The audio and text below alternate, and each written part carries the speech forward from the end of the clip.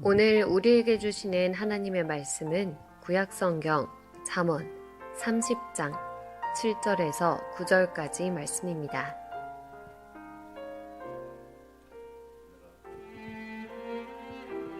내가 두 가지를 주께 구하였사오니 내가 죽기 전에 내게 거절하지 마시옵소서. 곧 헛된 것과 거짓말을 내게서 멀리 하옵시며 나를 가난하게도 마옵시고 부하게도 마옵시고 오직 필요한 양식으로 나를 먹이시옵소서. 혹 내가 배불러서 하나님을 모른다 여호와가 누구냐 할까 하오며 혹 내가 가난하여 도둑질하고 내 하나님의 이름을 욕되게 할까 두려워함이니이다. 오늘은 일산 좋은교회 정규진 목사님께서 기독교 신앙 시리즈 6번째 시간 말씀을 전하시겠습니다.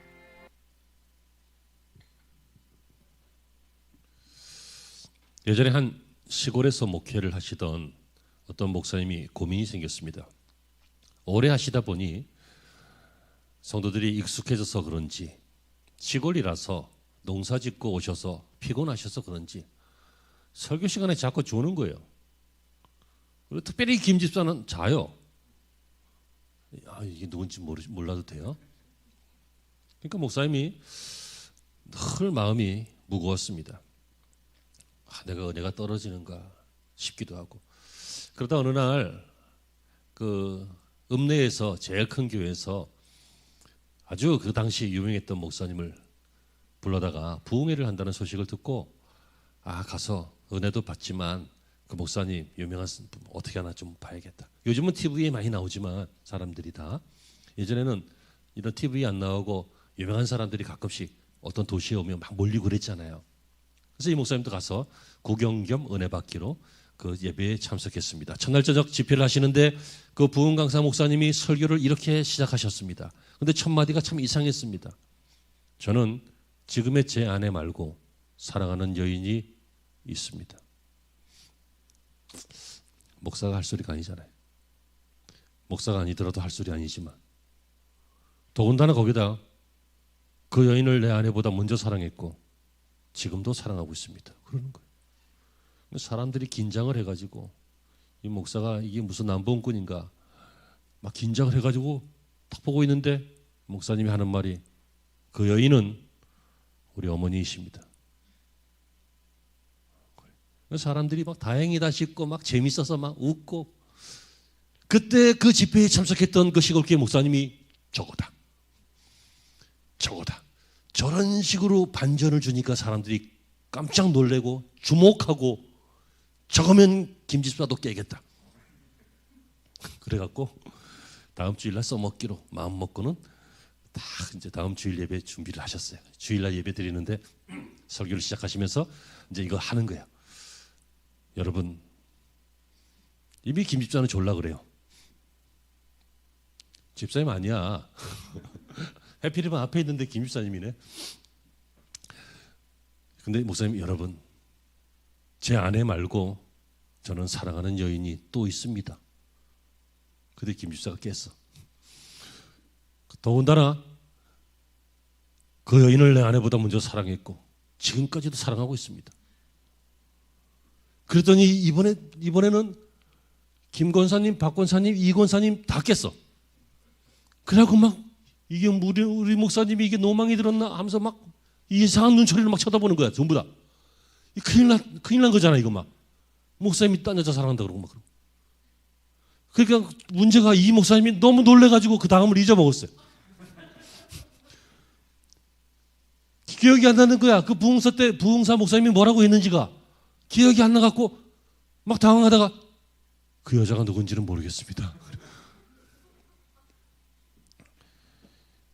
이 목사님은 쫓겨났을까요? 안 쫓겨났을까요? 이거는 예화입니다. 이런 일은 없었을 것 같아. 예화입니다. 예화일 것 같아.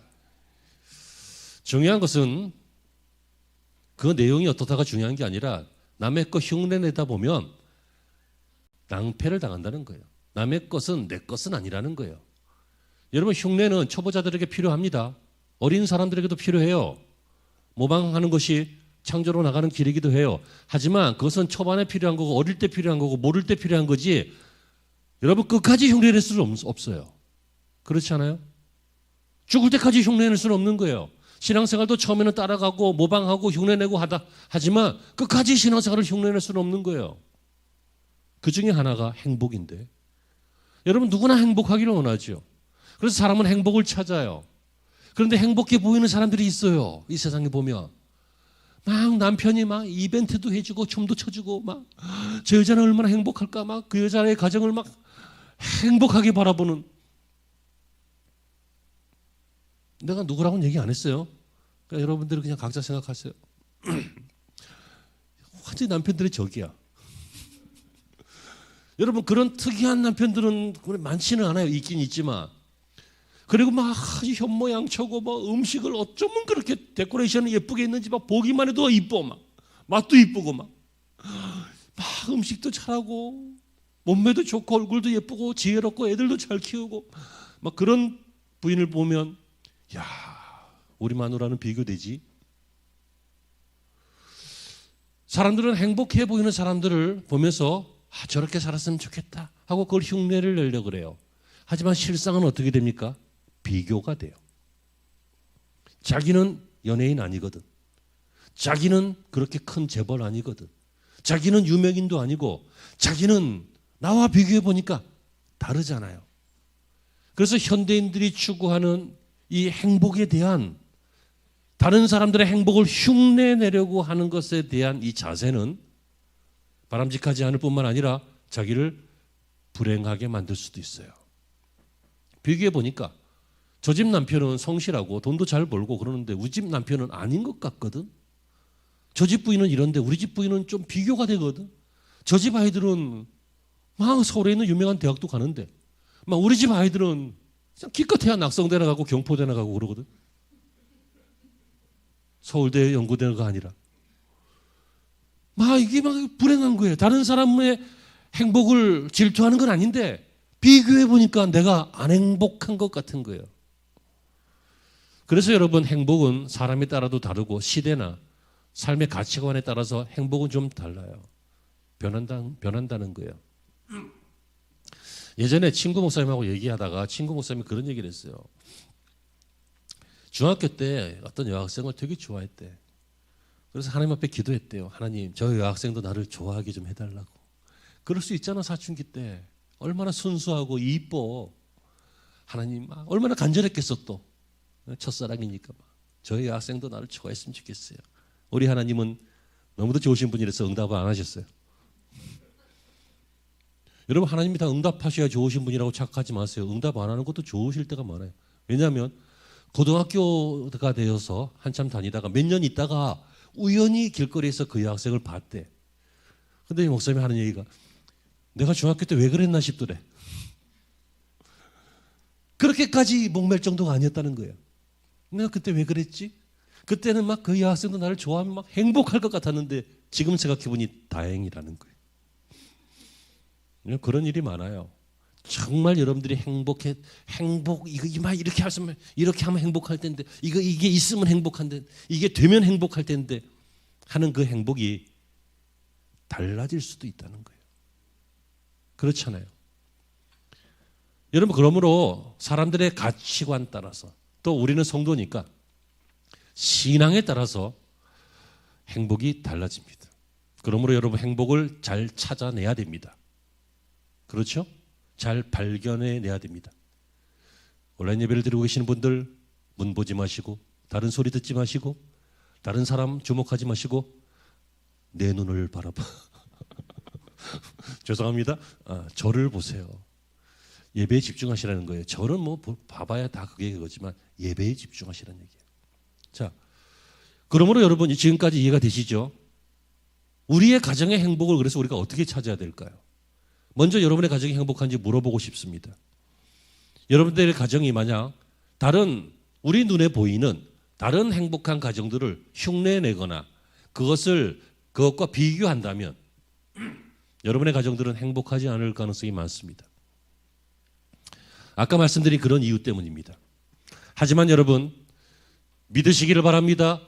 무엇을 믿냐면 우리는 이미 행복할 조건을 가지고 있는 가정들입니다.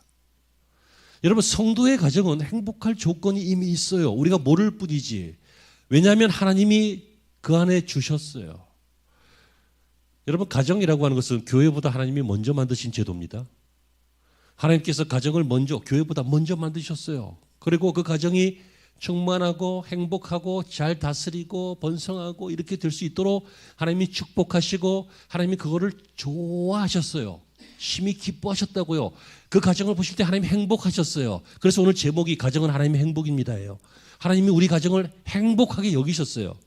그런데 우리가 물론 타락을 했고 그리고 흩어졌고 다시 예수 믿고 구원받고 이렇게 되었지만 지금 성도가 된 이 가정은 그러므로 어떤 것이 들어있어요? 첫째, 하나님의 구원이 들어있어요. 생명이. 그리고 하나님의 은혜가 들어있어요. 이 구원의 그 감격이 사라지지 않도록 하나님이 자주자주 은혜를 주셔요. 김 시사님, 오늘 은혜 받고 있어요? 아니더라도 일단 아멘을 해야 되겠지. 하지만 그것이 진정한 아멘이시기를 바랍니다. 하나님이 시시때때로 은혜를 주셔요. 여러분들이 귀를 닫거나 눈을 닫거나 시간을 놓치면 은혜가 안 되지만 잠깐 주목해 보셔요. 그러면 은혜가 돼요. 제가 설교를 잘하고 열심히 해서가 아니라 하나님의 말씀이 하나님께서 여러분들에게 은혜를 주시기를 원하시기 때문이에요. 그러니까 보세요. 우리의 가정은 구원을 주셨죠. 생명을 주셨죠. 내가 잘했건 못했건 그걸 떠나서 예수 믿는 신앙 고백을 허락하심으로 구원받게 하셨어요. 우리의 자녀들과 우리의 가족들이 생명이잖아요. 축복이죠. 행복해야 되잖아요. 그리고 은혜를 주셨어요. 그 다음에 뭘 주셨냐면 하나님의 축복인데 이 축복은 약속으로 주셨어요. 그러니까 말씀, 약속을 주셨다고요. 이 말씀을 믿는 사람은 성도잖아요. 세상 사람들은 안 믿잖아. 모르잖아요. 이건 누구 거예요? 성도들 거잖아요. 성경은 누구 거예요? 이 약속은 누구 거예요? 성도들 거잖아요. 그러므로 이 성경 속에 담겨있는 축복은 하나님이 성도들에게 주신, 성도들의 가정에 주신 행복이죠. 자, 그렇다면 다시 묻습니다. 여러분들은 행복하실까요? 행복을 실감하지 못해도 우리는 행복의 조건들을 갖추고 있다. 그러므로 우리가 이걸 깨닫자. 그리고 이것을 잘 찾아내고 누리자 하면 이제 행복이 여러분들의 눈에 보이기 시작할 것이고 체험하게 되게 될 것이고 행복한 가정으로 점점 바뀌어가는 것들을 보게 될 것입니다. 본문으로 돌아가 보면 오늘 본문의 글은 아굴이라고 하는 사람이 쓴 하나님 앞에 드리는 기도입니다.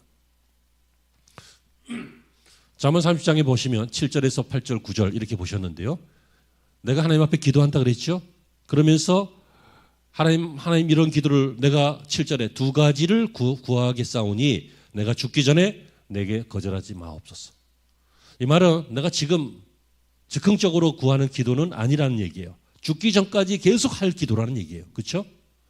그리고 이것은 한 번만 응답해 달라는 것이 아니라 죽기 전까지 내 생애를 계속 응답해 달라는 거예요.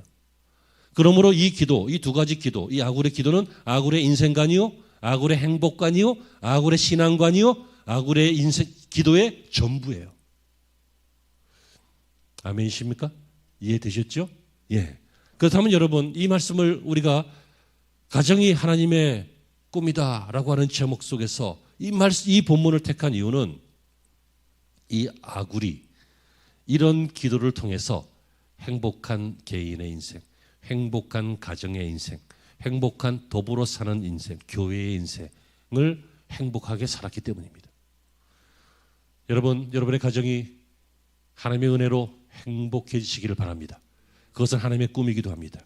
그러면 여러분 여기서 두 가지 조건을 살펴볼 텐데요. 첫째로 그는 행복한 가정을 위해서 무엇을 원했을까요? 여러분 행복한 가정을 위해서 뭘 원하십니까? 가장 흔하고 가장 많은 것이 건강입니다. 많은 사람들이 건강했으면 좋겠다. 옳습니다. 또 취직, 아니면 돈, 아니면 자녀들 여러 가지가 있겠죠. 오늘 본문으로 돌아가 봅니다. 8절에 아굴은 이렇게 기도하죠.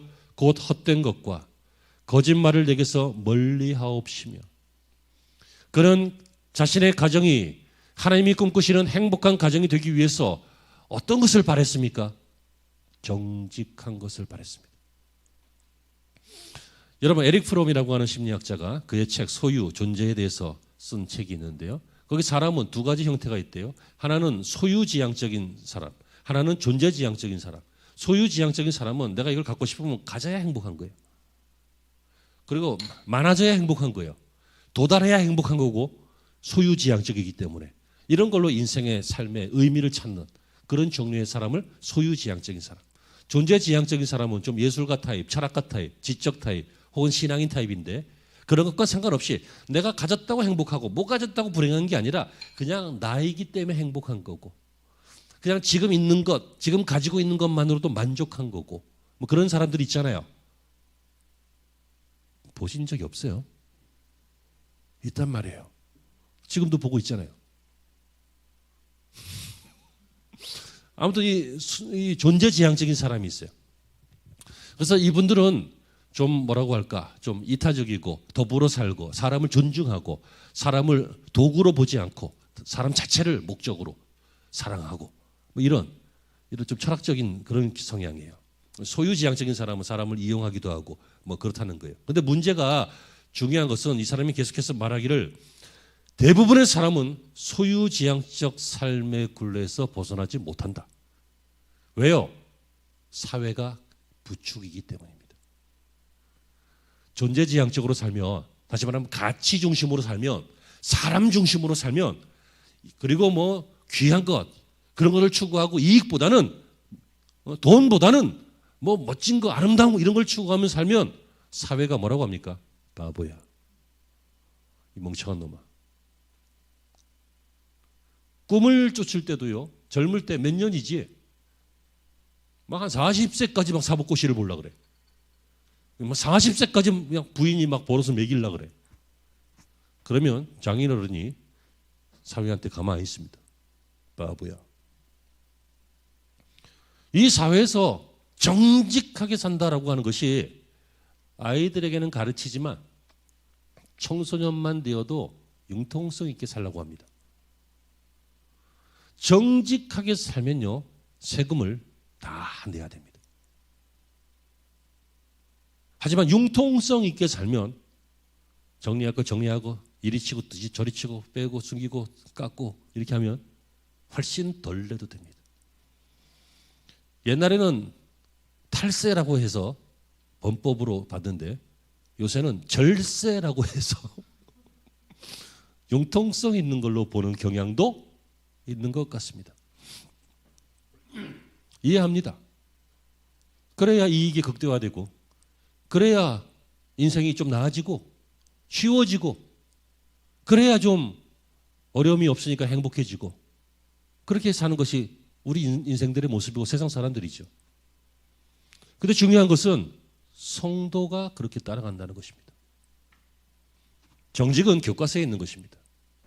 정직은 더 이상 감동을 주는 단어가 아닙니다. 고리타분한 단어고 철없는 소리 같고 저게 정신을 못 차려봤구만. 저게 쓴맛을 못 봤구만 하면서 조롱거리가 되는 단어가 정직입니다. 그런데 여러분, 아굴이라고 하는 사람은 왜 내가 헛된 것 그리고 거짓말을 내게서 멀리하게 해달라고 왜 이렇게 얘기했을까요? 세상은 그렇게 판단할지라도 하나님의 판단의 기준은 정직이었기 때문입니다. 열왕기서를 보면 왕들이 많이 나오죠. 우리는 정치인이나 리더나 이런 사람들을 평가할 때 뭘로 합니까? 업적으로 하잖아요. 잘 생각해 보셔요. 언젠가부터 우리는 좋은 사람을 뽑지 않습니다. 우리는 실력 있는 사람을 뽑으려고 그래요. 왜요? 그래야 경제를, 정책을, 정치를 수월하게 잘해서 내게 해를 덜 끼치니까 아니면 이익을 주니까 우리는 언젠가부터 좋은 사람, 정직한 사람 안 뽑습니다. 실력 있는 사람, 내게 유익이 되는 사람을 뽑습니다. 예전에는 거짓말 한번 잘못하면 정치적으로 매장당했습니다. 여러분, 미국의 닉슨 대통령이 그 게이트를 해가지고 그래서 파면됐잖아요. 대통령실에서 물러났어요. 근데 중요한 것은 그걸 했기 때문에 물러난 게 아니라 그걸 안 했다고 거짓말했기 때문에 물러나게 된 거예요. 그런데 요새는 거짓말해도 근데 누구라고 얘기하고 싶지도 않고 우리나라 얘기 아니니까 막 거짓말을 막 산더미같이 해도 괜찮습니다. 왜요? 능력 있으면 자기에게 유익하면. 얼마나 현대하고 맞지 않는 단어입니까? 정직. 이 아굴이라는 사람 바보입니까? 하나님 헛된 것 멀리하시고 내게 거짓말을 멀리하시고 정직하게 살기를 원합니다. 왜 그랬다고요? 세상은 이렇게 평가하지만 세상에서는 이것 때문에 손해보지만 정직이 하나님이 주시는 축복이고 하나님이 주시는 가정에 하나님께서 꿈꾸시는 것이고 이 정직은 마침내 가정을 행복하게 만들기 때문입니다. 열왕기서에 보면 왕들이 많아요. 사람들은 어떻게 평가한다고요? 실력으로 평가해요. 그런데 하나님께서 열왕기에 있는 왕들을 어떻게 평가해요? 그가 그의 조상 다윗을 따라 정직하게 행하였으며 정직하였는지를 보고 있어요. 하나님께서 이 왕들을 나중에 다 평가하실 때 너는 악하나 너는 정직하나 이렇게 평가하신다고요. 너는 실력 있는 왕, 너는 그냥 그런 왕 이렇게 평가 안 하시고 하나님께서 우리를 평가하실 때 나중에 우리를 너는 신앙의 사람, 정직한 사람 이렇게 평가하시지 너는 박사, 너는 재벌 이렇게 평가 안 하신다고요. 정직입니다. 하나님의 평가는 언제나 정직입니다. 시편 84편 11절에 여호와 하나님은 해요 방패시라 여호와께서 은혜와 영화 주시며 정직하게 행하는 자에게 좋은 것을 아끼지 아니하실 것입니다. 믿으십니까? 시편 112편 1절과 2절에 할렐루야 여호와를 경외하며 그 계명을 크게 즐거워하는 자는 복이 있도다. 왜요? 2절에 그의 후손이 이 땅에서 강성하며 정직한 자의 후대가 복이 있으리로다. 정직한 자의 후대가 뭐가 있어요? 그러니까 우리의 삶은 정직과 정반대일 때가 많고 머리로는 알지만 실제로는 융통성 있게 살려고 하얀 거짓말하고 은혜롭게 거짓말하고 누구 뭐 손해보는 사람 없으면 거짓말도 아니다 스스로 이렇게 얘기하면서 적당히 살아가다 보니까 여러분 마음이 양심이 신앙이 더 나아가 우리의 가정이 행복하지 않은 거예요. 가정의 분위기가 정직한 분위기가 아니라 융통성 있는 분위기 똑똑한 분위기 세상적으로 약삭빠른 분위기 이런 분위기라면 그 약삭빠른 자녀는 여러분들이 늙고 힘들 때 약삭빠르게 죄송합니다. 아니에요? 여러분 뉴스를 보세요. 사회적으로 굵직굵직한 사건을 내는 사람들은 똑똑한 사람들이에요. 순하고 바보 같은 사람들은 그런 일 못해요. 똑똑한 사람들이 그런 일을 해요. 무리를 일으켜요. 부모님을 내다 버리는 사람들도 동네 촌에서 살던 순박한 사람들은 김 집사는 안 그래요. 그죠? 하지만 김 박사님은 그럴 수도 있어요. 여러분 정직에 대해서 여러분 우리가 다시 한번 생각하시기 바랍니다. 왜냐하면 그것은 축복이기 때문입니다. 그러니까 여러분이 정직한 가정 그래서 행복하게 되는 이 가정을 꿈꾸면서 몇 번 시도하셔요. 시도를 해봐야 내가 정직하게 신앙생활 했을 때 어떤 일이 있는가 경험을 해봐야 시도를 해야 경험을 하잖아요. 그리고 경험을 해봐야 계속 할 수 있잖아요. 근데 겁먹어서 아예 시도도 안 해보신 분들이 있잖아요. 그런 분들은 제 말을 믿고 아니면 와서 내 멱살을 잡으셔요. 나를 믿고 하나님의 말씀을 믿고 몇 번 시도를 해보셔요. 반드시 하나님이 경험하게 하셔요. 정직한 자를 칭찬하신다고요. 복을 주신다고요. 제가 이 말씀 한 서너 번 드렸죠.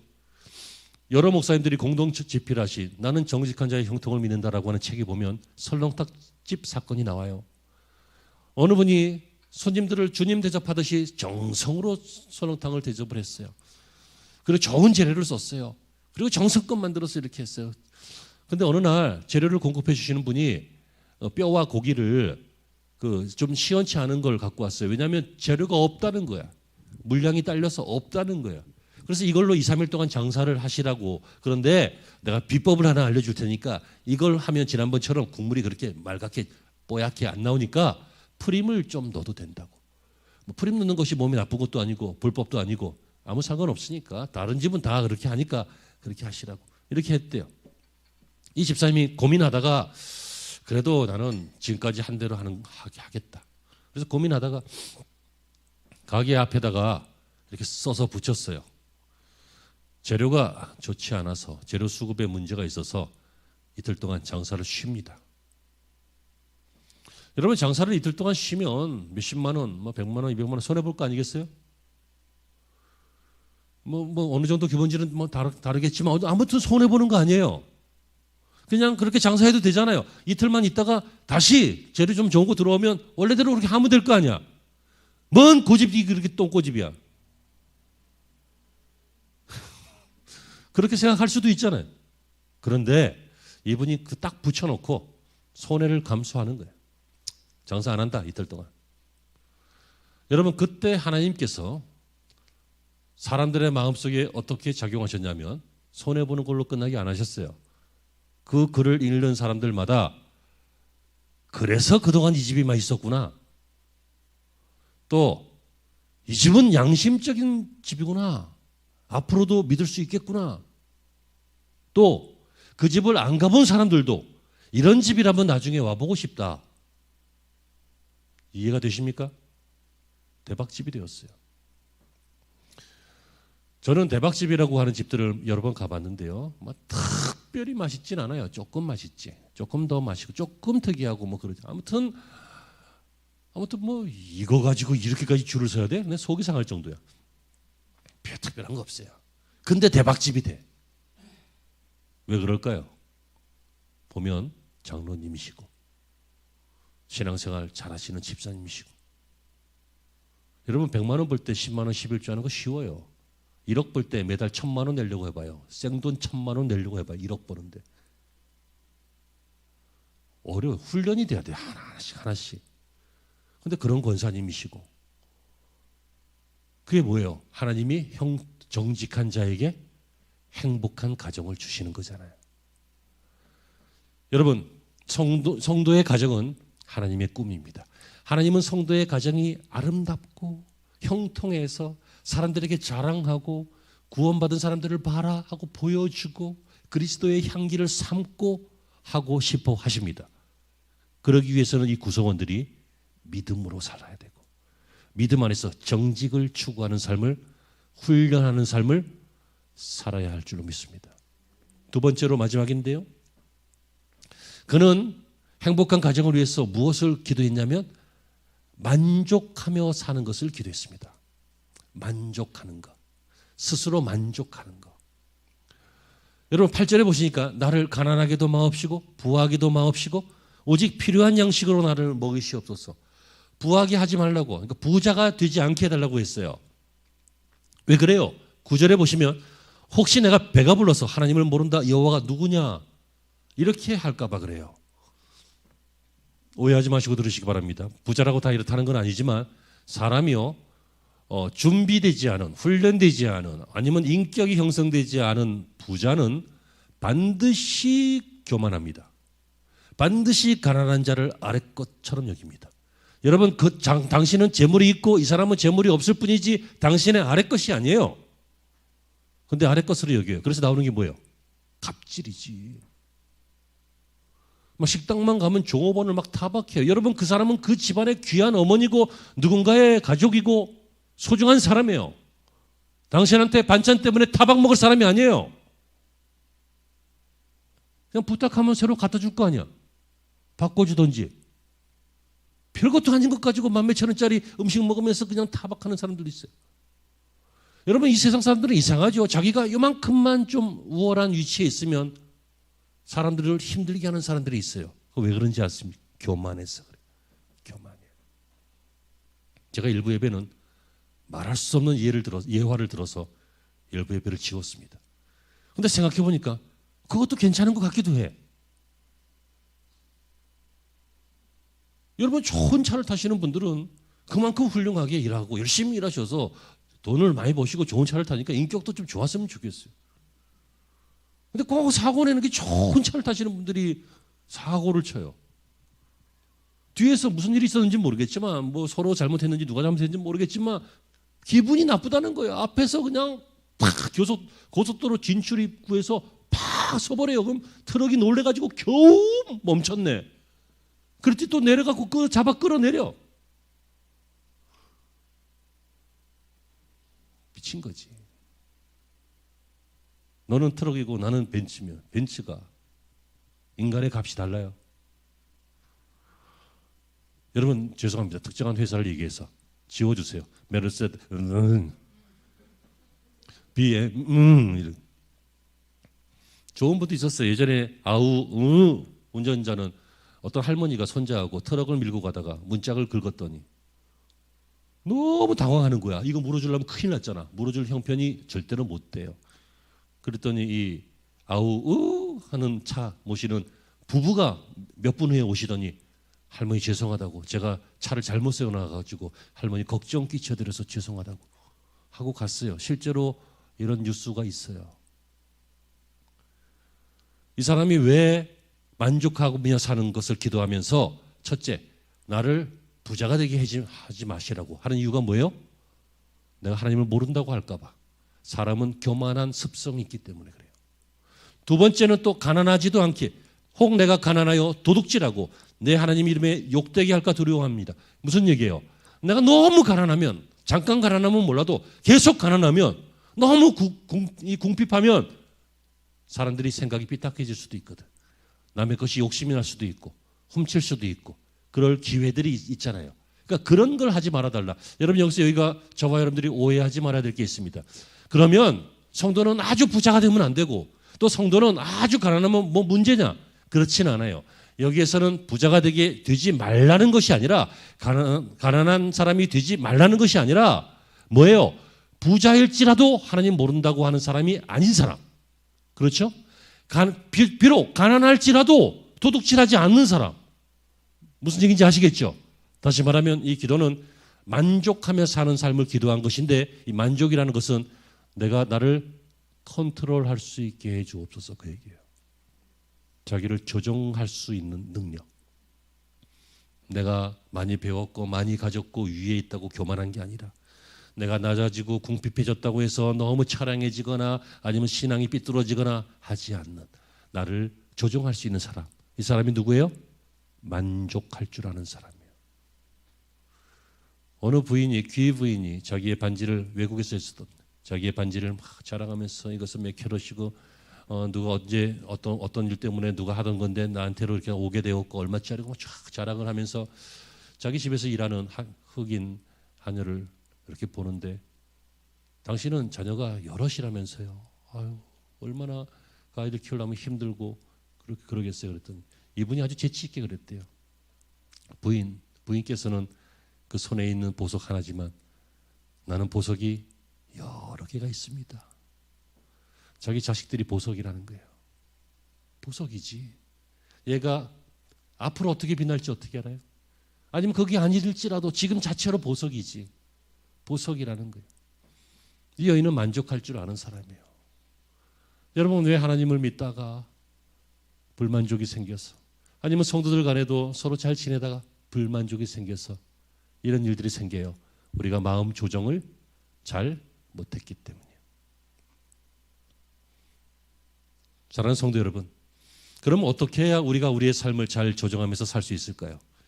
그것은 아직 벌어지지 않은 내일 일, 내년 일, 나중 일을 미리 염려하지 말고 오늘 하루하루 살아가는 거예요. 하나님께서 이스라엘을 출애굽하실 때 광야에 만나를 주셨어요. 만나를 어떻게 주셨어요? 하루하루 주셨어요. 안식일 전에만 이틀치를 주셨지 하루 예배 때문에 하루하루 주셨어요.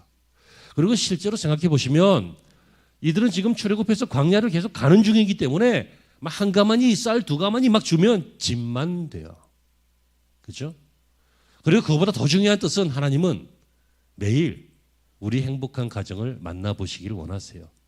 매일 만나주시고 매일 공급하시고 매일 사랑해 주시고. 여러분 사는 것이 그렇지 않습니까? 분주하게 부지런히 바쁘게 살아봐도 결국 밥 세 끼 먹고 옷 한 벌 입고 있어요 지금. 그래서 예수님께서 뭐라고 하셨습니까? 우리에게 기도를 가르쳐 주시면서 우리에게 일용할 양식을 주옵시고 이렇게 기도하라고 해서 하셨어요. 일용할 양식을. 이 말은 꼭 하루치만 필요하다. 내일 거는 비축하지 말아라. 그 말이 아니라 이 말은 하루에도 만족하는 삶을 살아라 라고 하는 뜻이 됩니다. 사랑하는 성도 여러분, 말씀을 맺습니다. 우리가 구원을 받고 예수님을 알게 되면 행복한 것이 바뀝니다. 우리가 행복한 것이 바뀌는 것은 세상 사람들이 행복한 것이 행복한 게 아니라 다른 것들이 행복해지는데 그 이유는 삶의 가치가 바뀌었기 때문이고 우리의 자세도 바뀌었기 때문입니다. 오늘 본문의 아굴처럼 정직하게 살게 해달라고 또 만족하면서 살게 해달라고 이런 신앙관으로 살면 이런 신앙관을 자녀들에게 가르치면 이런 신앙관으로 부부가 서로 살아가면 여러분 그러면 그 가정은 사랑과 행복이 넘치는 가정이고 하나님의 은혜와 축복이 넘치는 가정이 될 것입니다.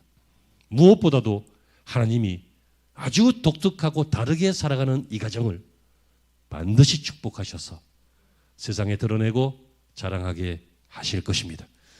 5월입니다. 5월이라고 잠깐 듣는 이야기가 아니라 영원히 여러분의 가정이 하나님의 꿈이 되셔서 행복하시기를 축원합니다. 기도하시죠. 하나님, 하나님의 약속으로 우리가 받아야 할 복들을 누리게 하여 주시옵소서. 우리의 가정에 쌓게 하시옵소서. 자녀들에게 전수하게 하여 주옵소서. 예수님의 이름으로 기도합니다.